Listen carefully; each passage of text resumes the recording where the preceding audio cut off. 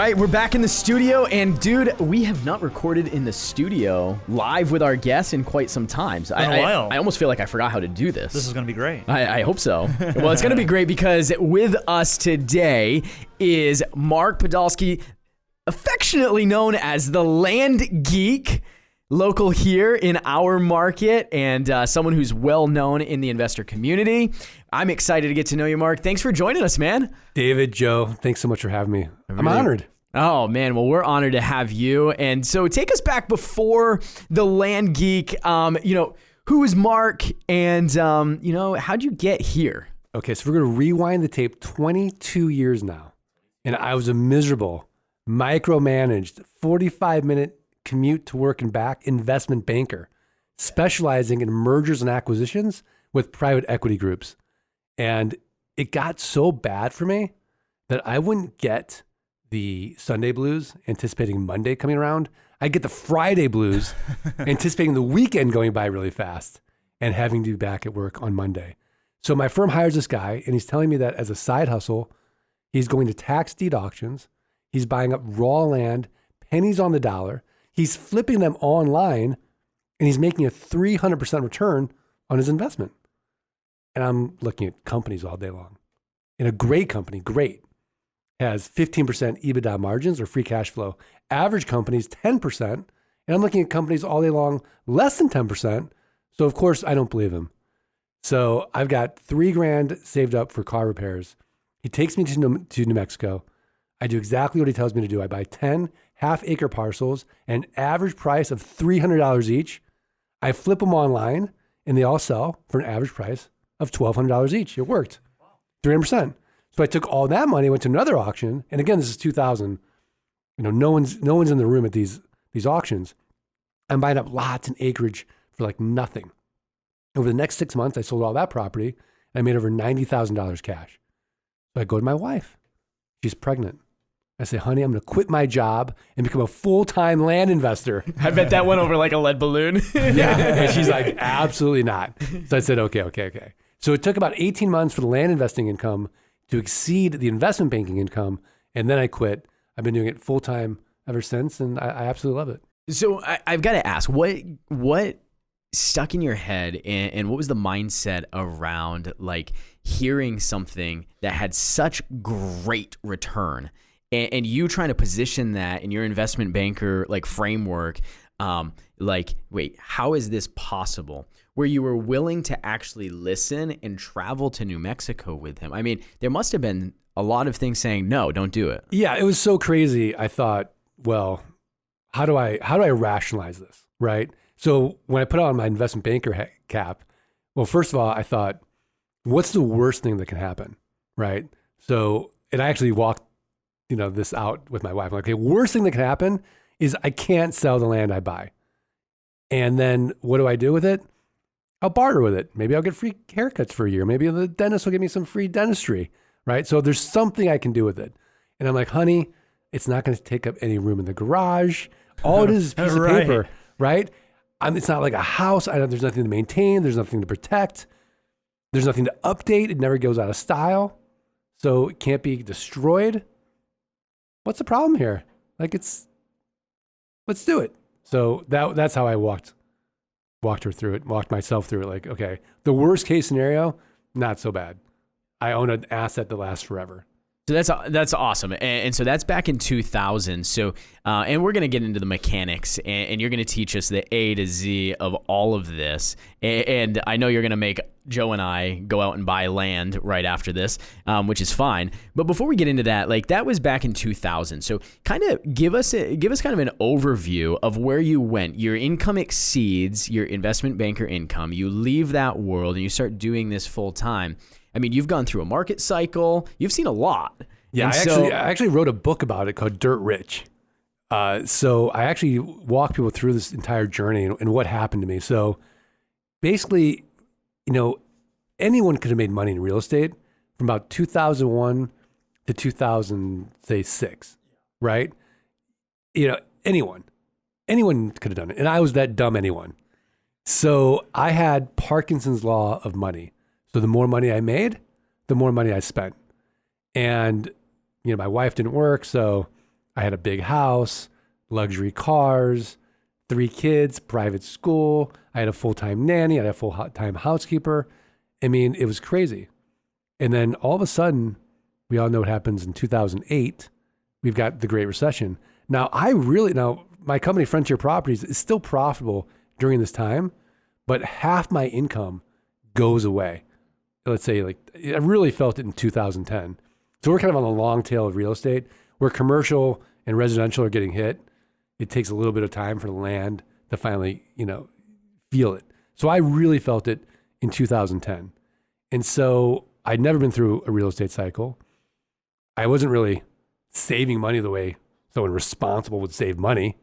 And so it was really a humbling experience. I mean, looking back on it, it was sort of the best thing that could have happened to me, to get that sort of ego kick in the head and realize, I'm not that smart, and I'm not as great as I think I am. And then to start really responsibly treating this like a business and not just a little bank account for myself and, and my family.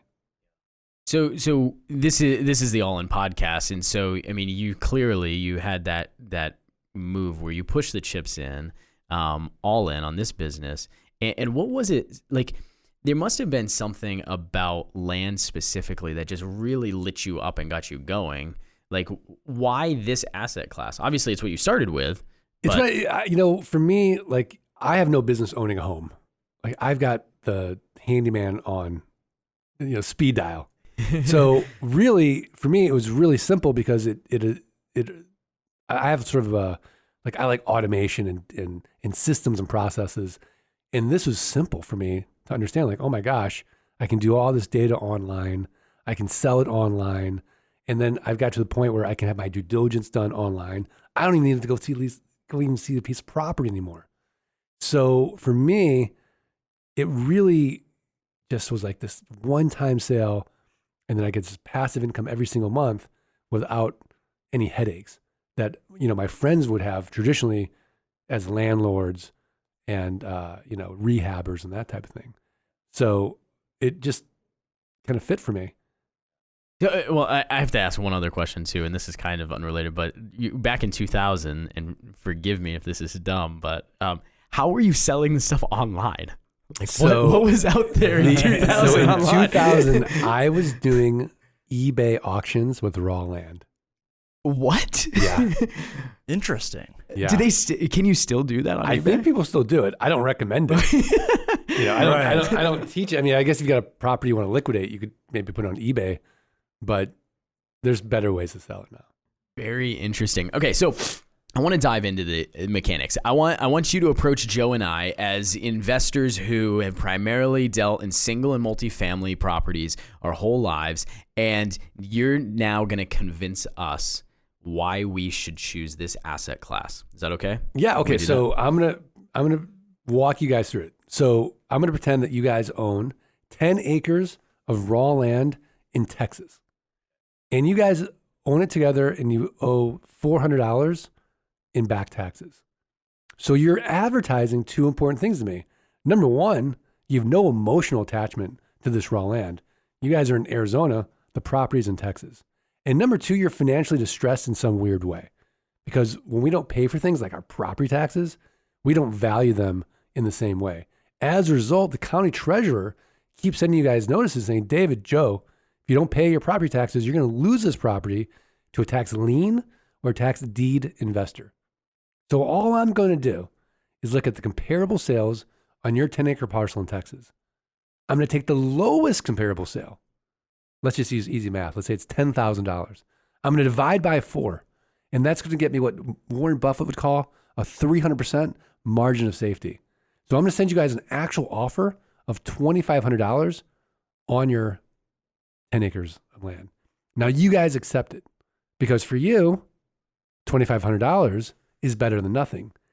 In reality, 3 to 5% of people accept my quote unquote top dollar offer. Now that you've accepted the offer, I've got to go through due diligence or this in-depth research. I have to confirm you guys still own the property. I have to confirm back taxes are only $400. I have to confirm there's been no breaks in the chain of title. There's no liens or encumbrances. I want to see what are the restrictions on the property. So I have this whole big checklist. Now, because I'm investing less than $5,000, I'll outsource all that for $11 to my team in the Philippines, who's connected to an American title company. They're going to give me the plat maps, the aerial maps, satellite maps, GIS maps, everything that I'm going to want to know, and so will my next buyer. So I'm also creating my marketing package at the same time. If it's $5,000 or more, I'm not going to take the risk. I'll still do my due diligence, but we'll close through an American title company. But because this is only $2,500, my team, good enough. So now we buy the property. You guys are going to net $2,100. We're going to pay the county $400 for your back taxes. And now I own this 10 acres of raw land. I'm going to sell it 30 days or less. I'm going to make it cash flow like a rental home. So guys, I have a built-in best buyer. Do you know who it is? No, but I can't wait to find out. No guesses? A built-in buyer. I have a built-in best buyer. This person really would love this land more than anyone else. Home developer, builders. You have a friend that owns a company. No. I want to say us for some reason, but I don't know. No, you just sold me the land. Yeah, that's what I thought. It was a trick question, Mark. Yeah. No, it's the neighbors. The neighbors. So now I'm going to send out neighbor letters saying, hey, here's your opportunity. Protect your privacy. Protect your views. Know your neighbor. Oftentimes the neighbors will buy it. Now, if they pass, I'll go to my buyers list. They pass, I'll go to a little website you guys may have never heard of. It's called Craigslist, 10th most trafficked website in the United States. I'll go to one I know you've heard of. It's called Meta, or Facebook buy-sell groups, the marketplace. And then I'm going to go to the lands, landmodo.com, landandfarm.com, landsofamerica.com, landflip.com, landhub.com. These are platforms where people buy and sell raw land every day. But the way that I sell it is I'm going to make it irresistible. So all I'm going to ask for is a $2,500 down payment for my next buyer to control this 10-acre parcel. And then I'll make it a car payment. Let's say $399 a month, 9% interest over the next 84 months. So it's a one-time sale. I'm going to get my capital out on the down. I might go 6 to 10 months out. And then I'll get $399 a month, every month for the next 84 months. No renters, no rehabs, no renovations, no rodents. And because I'm not dealing with the tenant, I'm exempt from Dodd-Frank, RESPA, and the SAFE Act, all this onerous real estate legislation. So it's a simple game. Can we create enough of these land notes where our passive income exceeds our fixed expenses? And now we're working because we want to, not because we have to. I mean, I'm over here taking pages of notes. You explained that so well. Let me just make sure I got all that. I'm going to do kind of a quick high-level summary. Okay. So the first thing you're going to do is you're going to pull anybody who's delinquent on their tax payments, and you're going to do some quick comps, and you're going to make them an offer by taking what you think the lowest comp is, dividing by 4, and making them that offer.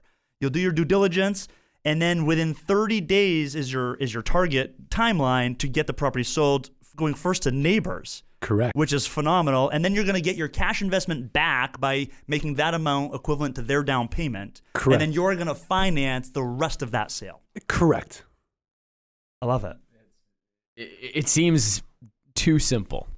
It seems too simple. So it talk is to me. Simple, but it ain't easy. And there we go. No, you said only approximately 3 to 5% of your initial offerings get accepted. Correct. So we know that 95 to 97% of the initial offers that you make, people are going to say, no thanks, I'm going to hold out longer, I'm going to try to sell it for more money. But you're just looking for that small part of the population that's willing to get rid of it because they don't want the headache anymore. Absolutely. I mean, think about your own garage, right? If I made an offer of 25 cents on the dollar, 30 cents on the dollar for everything in your garage you're not using, would you guys accept it? I mean, if I'm not using it. Yeah, absolutely. Why the heck not? Right. So this is someone who's out of state. They have no emotional attachment to the raw land. Yeah. They don't go out there anymore. What was once an asset has now become a liability. Years and years and years of paying property taxes, they're done with it. Right. This reminds me, not to oversimplify, Gary Vee. He has all kinds of Instagram videos. He'll go to like yard sales, buy Matchbox cars, for example, for a quarter, then go sell them for $1. It's a similar concept. You're just dealing with obviously much larger margins. Exactly. So talk to me about on the sale. You said you're going to try and flip it, turn around and sell it in 30 days or less. Like, what is the success rate like on that? So it's, that's the goal, right? Yeah, okay. So I'd say depending on the market. So right now, our average time is maybe 14 days on market. This is a red hot market. Cash is trash. Everyone wants to buy raw land or they're buying assets. So I would say in a normal market, our average is 30 days. Now, if we haven't sold in 30 days, something has to change. Maybe we have to lower the down payment. Maybe we have to raise the price. And people look at it like, this is only $12,000 for 5 acres. Something's wrong with it. Maybe we have to put it to $20,000. So something has to change. Maybe our headline is bad. I like big lots. I cannot lie. Maybe that's not, that's not ringing true with the market. So something has to change in that ad, and that's how we kind of guide and use that as a metric. I want to go back to what you said around financing the rest of the deal for them. So in the example you gave, $10,000 was a sale price, $2,500 was the down payment. When you finance that $7,500, I assume you're obviously negotiating the term of the loan, the interest rate. Are you wanting that to be a longer term to capture more interest over time? It depends. I mean, sometimes we don't even charge interest. We'll charge a note collection fee. So I'll use a software called geekpay.io. It's a set and forget it software system that automates getting the monthly payments via ACH and does all the notifications. It does all the math. But sometimes, for simplification, maybe we'll charge 0%. But ideally, what we want on a terms deal, because of time value of money, our margin should be about 700 to 1,000%. Wow. Well, because just back to your original point, every monthly payment they make is above and beyond. You've already got your initial investment back. Correct. It's all profit at that point. Correct. So you mentioned that you first go to the neighbor, protect your views and everything, and that's their built-in best buyer. Then you go to your buyer list. Is your buyer list predominantly home builders? And so the buyer list is anyone that's raised their hand at any point in time and said, hey, I've got a question about this raw land. So this is somebody that likes raw land. And then we might answer that question, say, is it okay if we put you on our list? And then we'll email them a deal of the week every week saying, hey, here's our deal of the week. Oftentimes those people on that list will buy that land. Now, are you doing this all over the country in several different markets, or did you start in one market, or what does that look like? So, I mean, guys, let's be honest, right? Nobody wakes up, thinks to themselves, boy, I'd like some raw land in Iowa today, unless you live in Iowa. So the markets I'm focusing on are going to be New Mexico, Colorado, Arizona, Nevada, California, Florida, Washington, Oregon. So you're obviously looking for growing Southwest, cities. Right. Yeah. Northwest and Florida. Right. So I want to be in fast growing states, Texas. These are the sunshine states. There's an abundance of inexpensive raw land where people want to be. Right. Not that I won't do a deal in the Midwest. I will. I mean, it's beautiful there.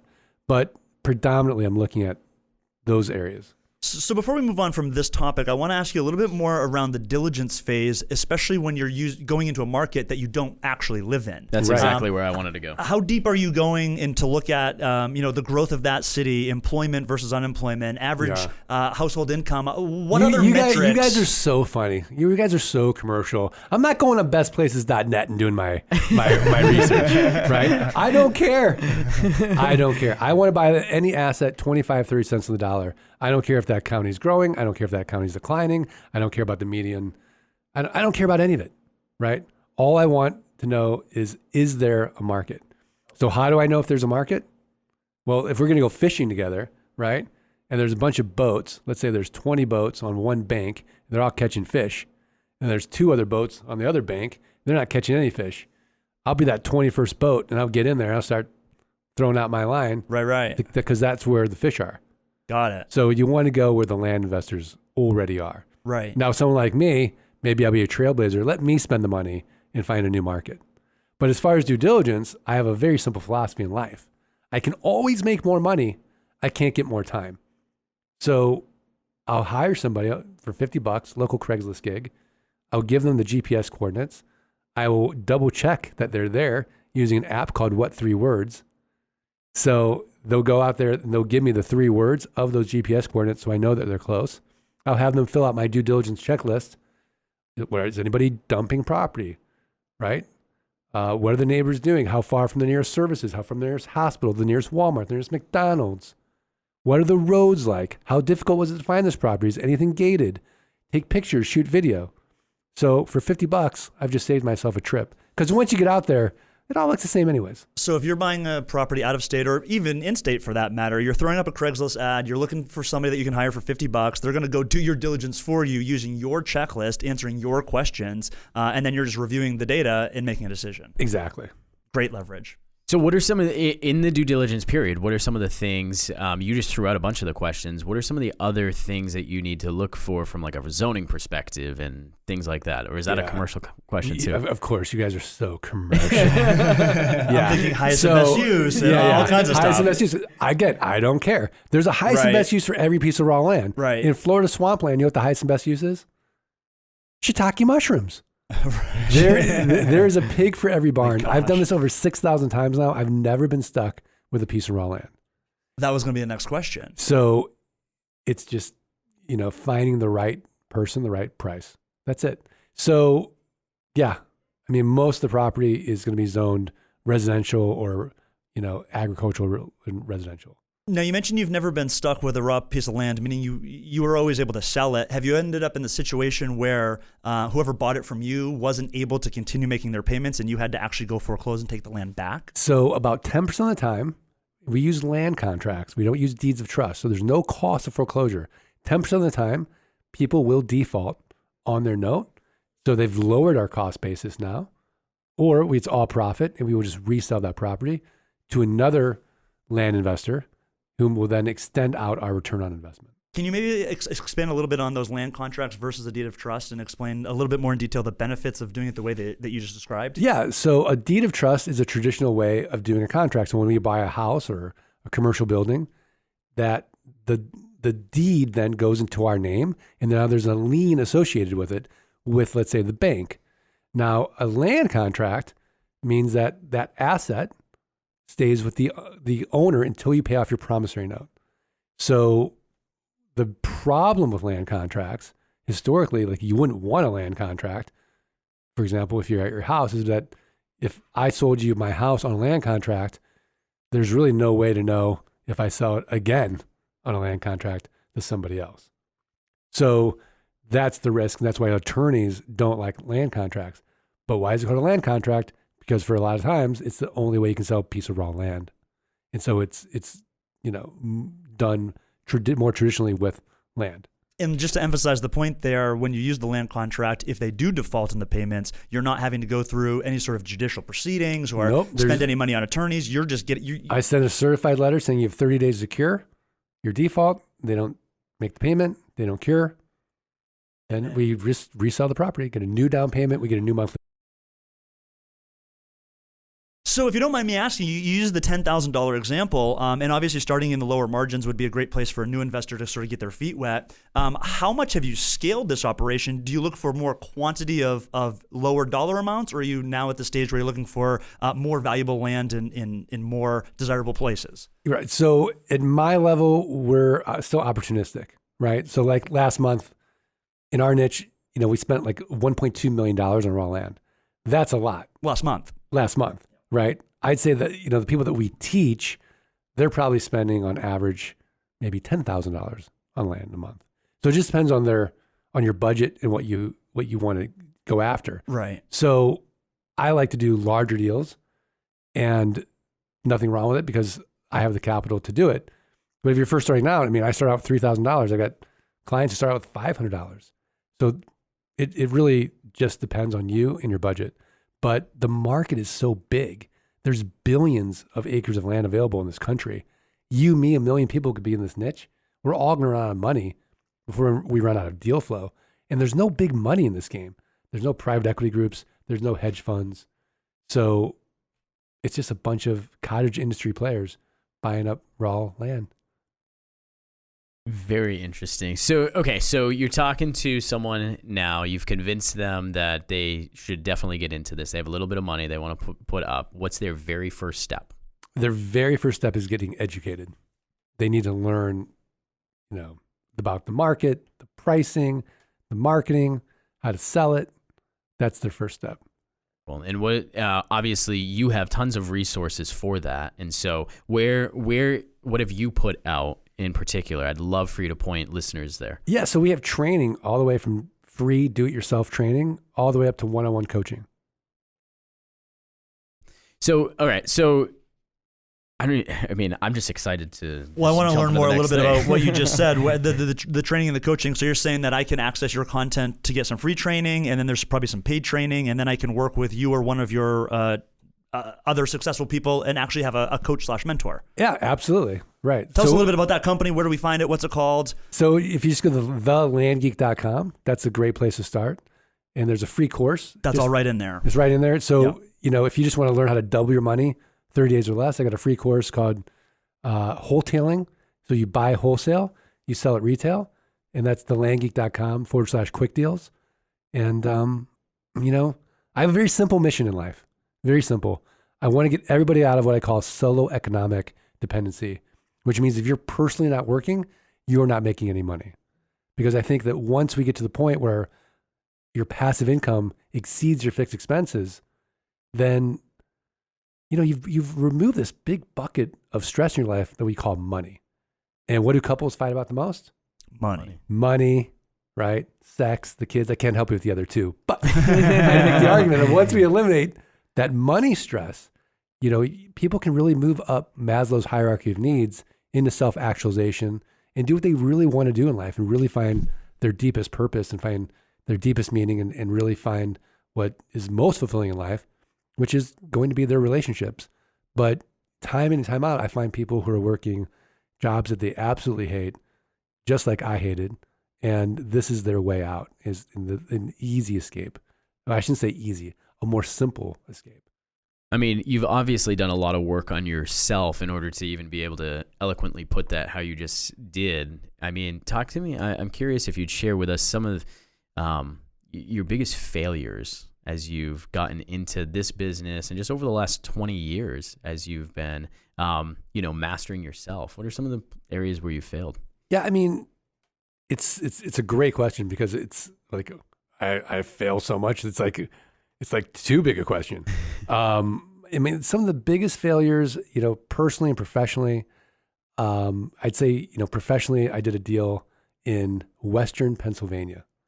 So it was 2005, and it's this beautiful subdivision in Western Pennsylvania. It's gated. They've got $1 million homes.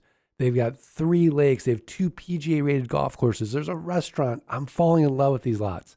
And there's 1,000 of them that have not been developed. It was an overdeveloped subdivision. So I fly in there with my suit and my tie, and I meet with the Property Owners Association. I said, look, you guys have all this dead money. It's just sitting there. No one's paying the taxes. No one's paying the dues. And I'm going to resurrect it. All you have to do, deed me these properties for nothing. I'll take them all. I'll resell them. I'll get you new owners who are going to pay their taxes and they're going to pay their dues, and life's going to be great. It took a year negotiation, flying back and forth because the golfers were afraid there's going to be too many people on the golf course. They sell to me. The boaters didn't want too many people on the boat, right? So they fought me on it. Finally, I made a deal with the county that while I own these lots, there'd be no property taxes, so I'd get an abatement on that. While I own the lots with the association, there'd be no association dues, so nothing bad for me. But once I sell the lot, I'll help you collect the association fees, and then you have someone else paying your taxes. So that first year now, it's 2006, and I'm selling those lots like crazy. But what happens in 2008? Yeah, so that was the first time that I ever had to break a promise in business and not fulfill a promise that I made. And I learned the lesson of a takedown deal. Like maybe I should have taken down 10 in a month instead of buying all 1,000. Right. So, and then factoring my time, sometimes don't fall in love with a deal just because you like it personally, right? And also maybe have a mentor. Like maybe talk to somebody else about this deal. I wasn't talking to a mentor at that time. I'm sure if I had, he'd be like, Mark, pass. So I made $100,000 on that deal, but when I factored in my time, it's the first time I've ever broken even on a land deal. The other sort of message I picked up on there is that anything and everything is negotiable, right? Not only you acquiring the deal and the negotiation that had to take place there, but then the negotiations with the cities and the towns. Any advice around, for anybody that doesn't have experience around how do you negotiate with the town around taxes, for example? I mean, that's a great takeaway. Well, you just said it, right? Everything's negotiable. So you just need to think creatively and think, well, how will this deal even work? I don't want this responsibility. So you just say, hey, you draw your line in the sand and say the only way this works is if you do this, this, and this. And if they say no, then, oh, good luck. It seems like it would benefit you to have one of the team members working on your team would be either, a real estate attorney or a title company, a closing company. What's your advice around finding that ideal person, especially when you go into different states? Right. So you use the local attorney. So you get references from the people who were already working with these people every single day. They know, like, and trust. So I'm not going to bring my fancy attorney out from Phoenix to Western Pennsylvania. Doesn't know the area. Yeah. Doesn't know any of it. Right. So you want to find the power players in that town and hire them to be your advocate. That makes sense. Yeah. So, Mark, what have we not asked you that you wish we would? Why teach this, right? If it's so great, why would you create your own competition? Great question. I'm glad you asked. Right. Because I remember when I started teaching this, and first of all, I love teaching, right? It's been the most fulfilling thing I've ever done professionally because, look, selling a piece of raw land helps my family. It helps me. Great. It helps, the person who buys the land. No one who's ever bought land from me has ever called me crying and saying, Mark, this land purchase has changed my life. But I've been able to retire spouses, people that hated their jobs, to live their best lives. And that has been the most fulfilling thing for me. But the original question is, well, why teach this? Aren't you going to just create your own competition? And again, getting back to my investment banking days, we just analyzed the market because I had to convince my wife at the time, this is a good idea. 1 million people could be in this niche. Everyone's going to run out of money before they run out of deal flow. So to have that abundance mentality. I love that, the abundance mentality. There's so much potential out there. You create a couple of investors, they're not going to come and steal deals away from you. There's so many deals that could happen. Right. And I love that mindset going into the whole conversation. Yeah. And yeah, exactly. Deals are like the bus. There's another one coming down the pike. Well, and that's good to be reminded of even in the market cycle that we're currently in, right? Because I think sometimes we, especially, largely our audience are real estate agents. And agents sometimes, I don't think, pick up their head long enough to remember that there are deals if that's what you're searching for. You attract what you are actually searching for. And so what I'm hearing from you is that even in this market right now, there are raw land deals all over. Right. And it's just really a matter of digging those up. Yeah, no, absolutely. And, we've all seen it, right? When you're looking for a car, all of a sudden you see that car everywhere. It's the same thing when you're looking for deals. Right. All of a sudden you start seeing deals everywhere. I know I'm bouncing around, but I really want to kind of get into the weeds, if that's okay, around some of the mechanics here. So you go online and you look for anybody who's delinquent on their taxes, and then are you doing... I'm going to start at a website called NACO.org, okay. NACO.org. That's going to give me, there's 3,007 U.S. counties. That's going to be all the county information, the recorder, the treasurer, planning and zoning, the assessor. And we're going to start with the county assessor. So the assessor can give us the list of everyone that owns real property in that county. And then from there, we're going to scrub that list. So we want to get rid of all the commercial property, residential property. Let's just make it quick and dirty. We'll use it by use code VL for vacant land. Now we just have vacant land. So now we have all the vacant land in the county. Then we're going to do another scrub by assessor's parcel number, which is going to give us by subdivision, which will also equate down to acreage. Because when I start doing my math, I don't want to send somebody an offer. The same offer is 40 acres. This same offer is 5 acres, 40 acres. That 40-acre person is going to send me back glitter in the mail. So we want to do our math right from there. Right. And to initiate contact with, once you scrub the list down, what does that initial conversation or contact sound like? And then what's the subsequent conversation sound like? As far as getting the list, or once we've scrubbed the list? Once you've scrubbed the list, is it then a direct mailer? Or are you picking up the phone and making calls? So I'm sending a direct offer, and I'm going to use our own software that will automate this process. Again, I can always make more money. I can't get more time. So we're going to upload that list into the software. The software will then batch out offers. So we'll send out maybe say 30 offers a day, because when you first start out, if you send out 1,000 offers a day and you're getting 3 to 5% back, you don't have the infrastructure in place to take in that many deals. Right. So you want to do it slowly. You also want to, by doing 30 offers a day, testing your metrics, right? If you get less than a 3% response rate, you came in too low. If you get more than a 5% response rate, you might have come in too high, and you're going to have to what I call retrade or renegotiate during due diligence. Which is better? Depends on you. You know, David looks like the kind of guy who likes to be on the phone. He'd negotiate, right? Joe, you look like, hey, I'm busy, man. I like to get it done. I want to get it done. And I want to come in lower. Pegged us pretty quick, didn't he? It just depends. This guy's good. So now, is it fair to assume that on the Land Geeks website that I can get access to that automated offering system? Is that something that's proprietary? Yeah, absolutely. So we offer all of those little solutions. Well, and the value in that is it's a offer, as you've said several times. It's not a, hey, I'm interested in your land, give me a call and we can talk about it. You're putting an offer on paper and sending it to them. Right. I'm not going to be in the negotiation business. Right.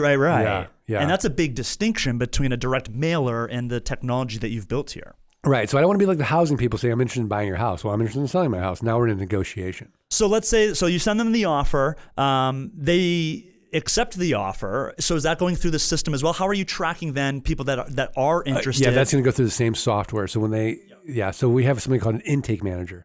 So the intake manager will receive that from the seller and listen to them, make sure. Sometimes the sellers want to call and just yell at me. Sometimes they're confused by the offer. You screen those calls. Yeah. So we have the intake manager screening them as well. Yeah. You've got this dialed in, Mark.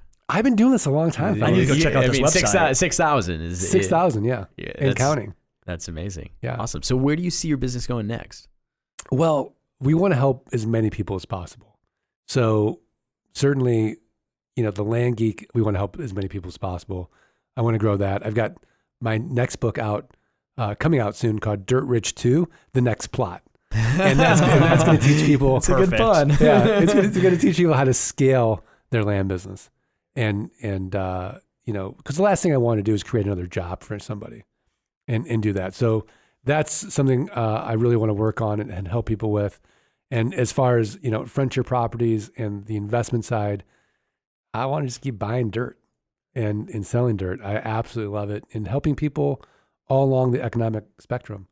I was just talking to a woman here who builds tiny homes, and, we have an affordable housing crisis in this country.